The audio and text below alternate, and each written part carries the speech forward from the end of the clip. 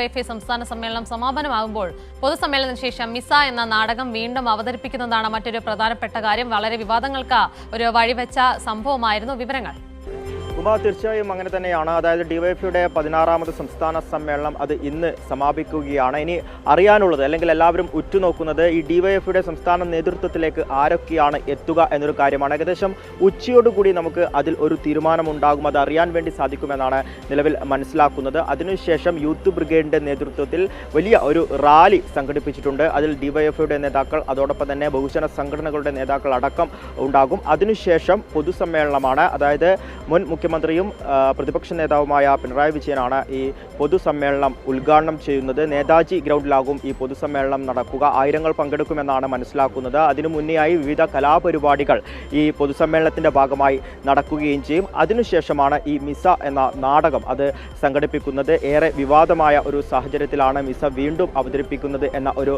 പ്രത്യേകത കൂടിയുണ്ട്. അതായത് സ്നേഹലതയുടെ ആ ഒരു ജീവചരിത്രം അതിനെക്കുറിച്ചോ അല്ലെങ്കിൽ ത്യാഗത്തെക്കുറിച്ചോ ഒന്നും അറിയാത്തവരാണ് ഇത്തരത്തിൽ സൈബർ ഇടങ്ങളിലൊക്കെ തന്നെ വലിയ രീതിയിലുള്ള വിദ്വേഷങ്ങൾ ജനിപ്പിക്കുന്ന രീതിയിലുള്ള പരാമർശങ്ങൾ നടത്തുന്നത്. അത് വ്യക്തിപരമായ പരാമർശങ്ങളിലേക്കടക്കം എത്തിയ ഒരു സാഹചര്യമുണ്ട്. ആ അടിയന്തരാവസ്ഥ കാലഘട്ടത്തിൽ സർക്കാരിനെ വിമർശിക്കുകയും പിന്നീട് ജയിലിലടക്കുകയും ഏറ്റവും ഒടുവിലായി സർക്കാരിനോട് മാപ്പ് പറയണമെന്ന് പറയുമ്പോൾ തനിക്കും സർക്കാരിനെ വിമർശിക്കുവാനുള്ള അവകാശം ഉണ്ട്, അതിനാൽ തന്നെ മാപ്പ് പറയില്ല എന്നൊക്കെ പറഞ്ഞ ഒരു ധീര നിലപാടെടുത്ത ആളാണ് സ്നേഹലത. ഏറ്റവും ഒടുവിലായി ജയിലിൽ നിന്നും മോചിതയാകുന്നു. പക്ഷേ ആ സാഹചര്യത്തിൽ ഡോക്ടർമാർ കൂടുതലായി മരുന്ന് നൽകിയതിനെ തുടർന്ന് ജയിൽ മോചിതയായി 5 ദിവസത്തിനു ശേഷം അടയുകയായിരുന്നു. അത്തരത്തിലുള്ള ചരിത്രം ഒന്നും അറിയാതെയാണ് ഈ സ്നേഹലതയ്ക്കെതിരെ വലിയ രീതിയിലുള്ള വിമർശനം ഉയരുകയും ആ നാടകത്തിൽ ആ കഥാപാത്രം അവതരിപ്പിച്ച നടിക്കെതിരെ വലിയ രീതിയിലുള്ള വിമർശനവും വ്യക്തിപരമായ അധിക്ഷേപങ്ങളിലേക്കൊക്കെ തന്നെ കടക്കുകയും ചെയ്തത്. ഈ സാഹചര്യത്തിലാണ് ഡിവൈഎഫ്ഐയുടെ 16ാമത് സംസ്ഥാന സമ്മേളനം നടക്കുന്ന ഇവിടെ ഏറ്റവും ഒടുവിലായി അതായത് പൊതുസമ്മേളനത്തിന് ശേഷം മിസ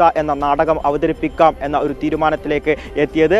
അത്തരത്തിൽ എല്ലാവരും ഉറ്റുനോക്കുന്ന ഒരു നാടകം കൂടിയാണ് എന്ന പ്രത്യേകതയുണ്ട്. എന്തു തന്നെയായാലും 16ാമത് സംസ്ഥാന സമ്മേളനം ഇന്ന് സമാപിക്കുകയാണ്. എല്ലാവരും നോക്കുന്നത് ആരാണ് ഈ ഡിവൈഎഫ്ഐയുടെ സംസ്ഥാന പുതിയ ഭാരവാഹികൾ എന്ന ഒരു കാര്യമാണ്. ഏകദേശം ഉച്ചയോടുകൂടി നമുക്കതിൽ ഒരു വ്യക്തത വരികയും ചെയ്യും. ഉമ.